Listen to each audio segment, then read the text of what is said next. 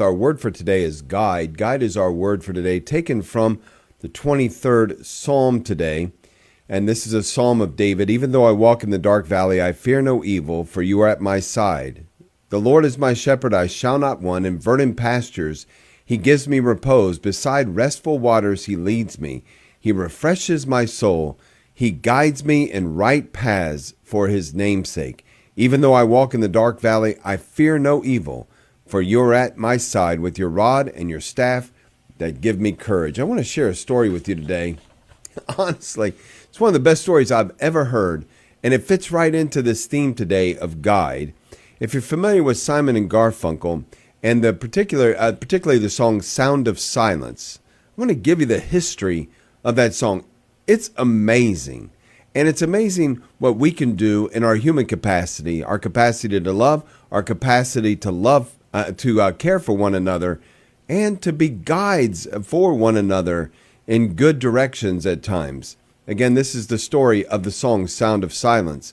When Art Garfunkel was a student at Columbia University, he met a fellow student, Stanford Greenberg.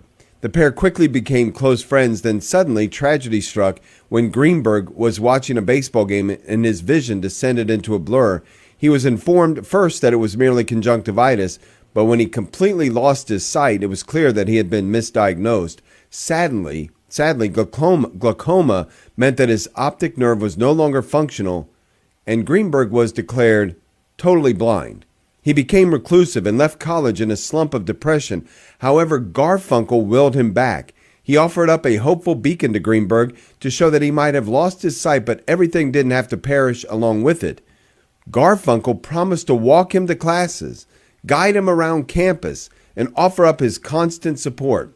He even adopted a moniker for himself, the moniker Darkness, as a mark of empathy when he was with his troubled friend, his blind, troubled friend, for whom now everything had become darkness. However, knowing that his time beside his friend was numbered, Garfunkel was keen to usher him towards independence. One day, while at Grand Central Station in New York City, Garfunkel told Greenberg he had to urgently return to the campus university for an assignment that he had forgotten about. This meant that Greenberg was now abandoned in the hectic melee of New York City at its busiest time. Despite calling it the worst couple of hours of his life, Greenberg persevered and made it back to campus, where Garfunkel grabbed him by the arm and let him know that he had been following him the entire time. He just wanted to get him ready for independence.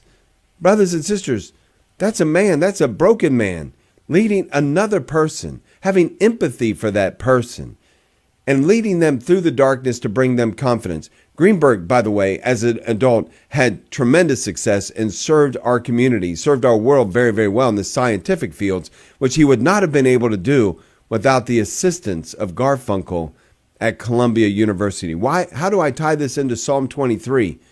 Brothers and sisters, King David went through great difficulty. He went through great difficulty, and yet the words that he shares give us great solace. He was not always a perfect man, and yet he knew that even in the midst of the darkness, even in those times when he was being attacked, even when his own son rose up against him and tried to defeat him as king, he referred to our God as his shepherd and revealed the confidence that he had in the one who was his guide. Yes, we can love those friends that we have, those who step up and become real heroes for us.